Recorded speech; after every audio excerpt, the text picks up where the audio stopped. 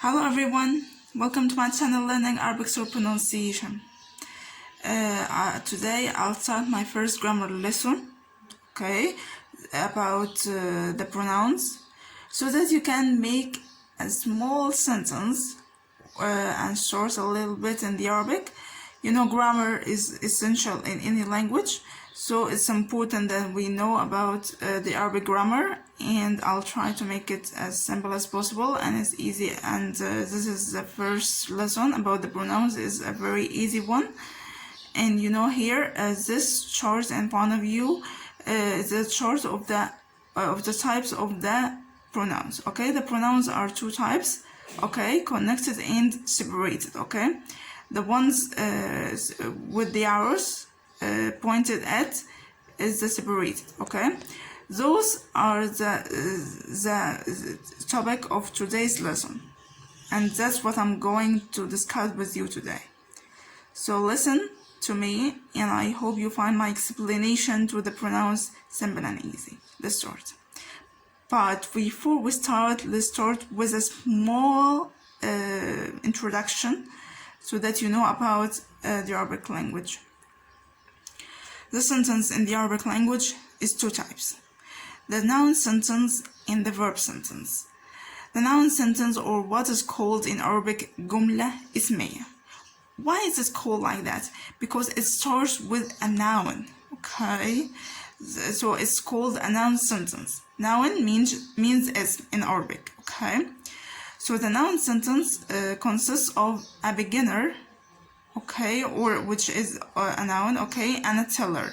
And a teller is called like that because it tells us the news of the beginner, what has happened to the person, where that person gone, and so on. Okay, so it's called a teller. Okay, and the beginner is called like that because we begin the sentence with it. Okay, the second one, which is the verb sentence. The verb sentence, or what's called in Arabic جملة فعلية. جملة فعلية because it starts with a verb. Okay, the verb sentence consists of a verb and a subject and object, or in Arabic فعل, فاعل, and مفعول. فعل with, or called verb, okay, which you can see here this sentence in Arabic differs from the sentence in English. The sentence in English usually starts with a subject. However, the sentence in Arabic usually starts with a verb, okay, for the verb sentence. Okay, so we can see here the subject is the subject you know all about it, and the object you know all about it, okay, and the verb, but just the order of the sentence. Okay, so we have here verb sentence or جملة فعلية فعل فعل ومفعول. As in the example here, Muhammad came to the class. Muhammad is the subject, okay, and so it is in the middle of the sentence, okay, and the verb came is in Arabic the verb, so it comes at the beginning, and the sentence here حضر محمد الفصل. حضر means came, and Muhammad, which is the subject. Okay, can you understand? For the noun sentence, the noun sentence or the جملة اسمية consists of the beginner, or called مبتدأ, again مبتدأ, and teller, or the خبر. Okay, like here, I am Muhammad, أنا محمد. I am means أنا, and Muhammad means Muhammad. And you can see here in Arabic and English, we there's the order of the order differs. Okay, the order in the sentence differs from the English.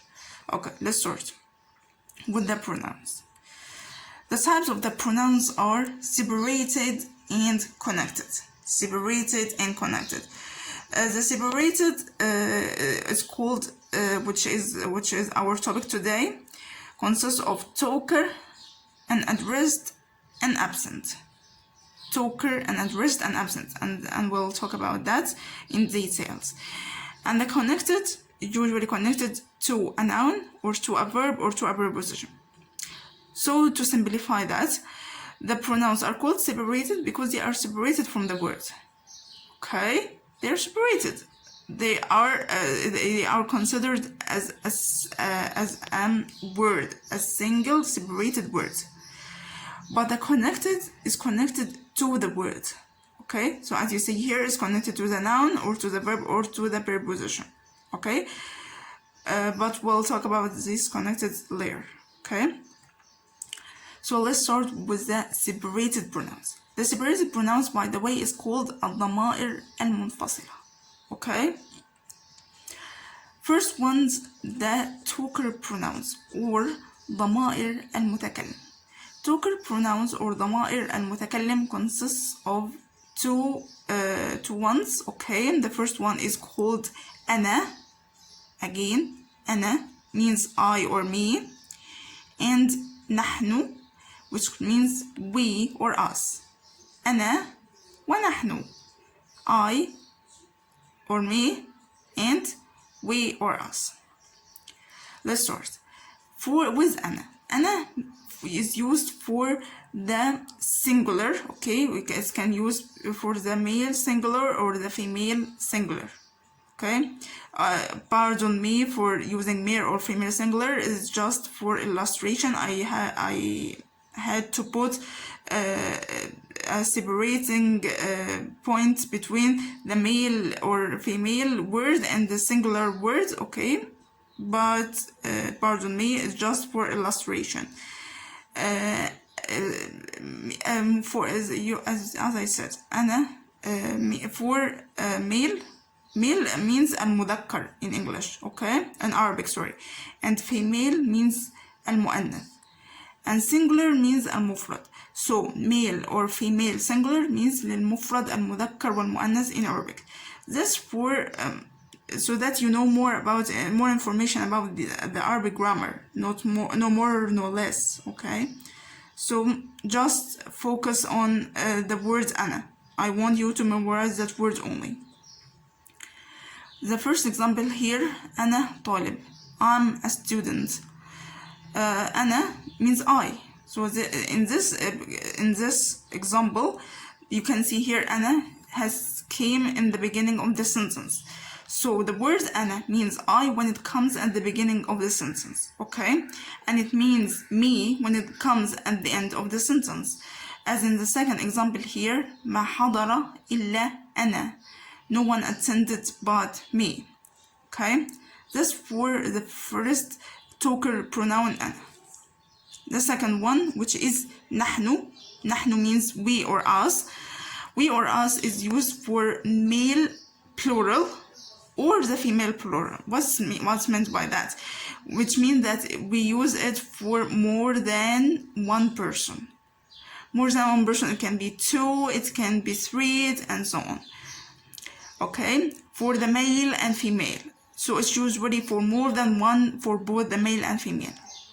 So example here, the words, pardon me for that. The first one, نحن طلاب. نحن طلاب means we are students. نحن طلاب. We are students. It means more than two. More than two. When I say just نحن طلاب. And how did I know that it means more than two? Where the word after the word نحن, which is here, okay, طلاب, is a plural of a certain is written in a certain way so that I could know that it's used for more than two. So in Arabic there is a big lesson about the plural. We're gonna talk about it later. Okay, the second one or the second example here, نحن طالبان. Okay, نحن طالبان. It means we are students. Okay, it's used for two male students. When I say طالبان like that, it means two male students. Okay, you don't have to memorize the examples, or you have to know the word نحن. Just memorize it. That's the purpose of today's lesson, to memorize the pronouns. The third example is نحن طالبتان, means we are students, and it's used for two female students or two female ones. That's for the meaning of the word نحن, when it means we. as I said here, look here, نحن, when it came at the beginning of the sentence, it meant we. But if it comes at the end of the sentence, it means us. ما حضر إلا نحن. This is an example, which means no one attended but us. Okay, that's for the talker pronouns. Let's move on to the absent pronouns. Absent pronouns here are 5. Okay, they are called هو, which means he or him, هي, which means she or her, هما, which means they or them, هم, which means also they or them, and هن, which means they or them. Again, هو, هي, هما, هم, هن. Okay, let's talk about هو. هو or he, which means he also when it comes at the beginning of the sentence, as in the example هو طالب, which means he is a student. هو طالب. The second example here, which is him, which means it means him when it comes at the end of the sentence, which means هو. ما حضر إلا هو. No one attended but him. Okay, let's move on to he. هي. هي means she or her. As in also it means she when it comes at the beginning of the sentence, as in the example هي طالبة, which means she is a student, and it means her when it comes at the end of the sentence, which as in the example here ما حضر إلا هي, which means no one attended but her. Let's move on to هما. هما is used also for 2 persons. Okay, male or female, or a male and a female. Okay, this see the examples here, and it also means they when it comes at the beginning of the sentence, like the example here هما طالبان. As you see here, it ends this the first one, which means 2 students, male students, ends with alif and noon. Okay, for the male. And هما طالبتان, which means ends with ta alif noon. Okay, which means they are 2 female students. Again, all I want from you is to memorize the pronoun only, not the examples. Okay, then the word هما means them when it comes at the end of the sentence, as in the example here ما حضر إلا هما. No one attended but them, for 2 persons. Okay, note, and as I said, he is used for male and female. We can say هما John و Lucy, and okay, which means they are John and Lucy. Okay, for hum is used for the plural. Okay, for the male plural only, as in the example here هم طلاب, which means they are students. Again, when we say هم طلاب, we mean male students. How did we know? From the word after it, it meant that it's the plural is written in a way that shows that it is for male plural, and the word هم is itself used only in the case of the male plural. Okay, the second example here is هم معلمون, which means they are teachers, which they are for use for the male. Okay, means male teachers. Okay, again the word هم means they when it comes at the beginning of the sentence, and means them when it comes at the end of the sentence, as in the example here ما حضر إلا هم, no one attended but them. And I use the same example to show you the difference. And the word هن used for the female plural only, which means more than 2 persons, more than 2 female persons in precise or precisely. Okay, as in the example here هن طالبات, they are students, which means they are many female students. And when we say the second example here هن معلمات, which means they are teachers, again it means they are many female teachers. Okay, and it means هن means they when it comes at the beginning of the sentence, and it means them when it comes at the end of the sentence, as in the example here ما حضر إلا هن, no one attended but them. We have finished the second absent pronouns. Let's move on to the addressed pronouns. All these pronouns, addressed pronouns means ضمائر المخاطب. Okay, the previous ones, absent pronouns meant the ضمائر الغائب. But the addressed pronouns here means ضمائر المخاطب. And all of them mean you. They are called addressed because you use them when you address someone. The absent pronouns we talked about when you talk about someone who is not present. Okay, so they are called absent pronouns. Okay, let's see here the addressed pronouns. First one is أنت. أنت means you. It's used for the male and singular person. Okay, only one. أنتِ, which means you for the female or singular. So what is the difference? The first one أنت has the short vowel فتحة on the last letter. See here, أنت. Okay, and you can see here the second one is أنتِ. أنتِ has the short vowel كسرة below it, which means for the female. The word أنتِ here for the singular female, as I say here. You can see here أنت for the male singular and أنتِ for the female singular. أنتما, which means you for two persons. Okay, maybe they can be male and female, or two male or two female. Okay, and أنتم, you, is used only for male plural. Okay, more than two persons. أنتن, it means also you, and it's used for the female and plural and also for more than two. Let's see examples. أنت طالب مجتهد. أنت, you are a hard-working student. This is for a male. When you talk about a male, أنت, you the male. Okay. أنت طالبة مجتهدة. The second example means you are a hard-working student, but it's used for أنت the female. And you can see here the difference. Only the short vowel. أنت has a فتحة for the male, and أنت has a كسرة for the female. Okay. أنتما طالبان مجتهدان. You are hard-working students. Okay, it's used for two male students. أنتما طالبتان مجتهدتان. You are hard-working students for the female. Okay, you can see here that in the male, two male, yeah, the two persons usually end in alif noon. Okay, and the two persons for the female usually end with ta alif noon. The three last letters here. Okay, that's for just making you recognize the difference. But we have to take a lesson about the plural and how to make to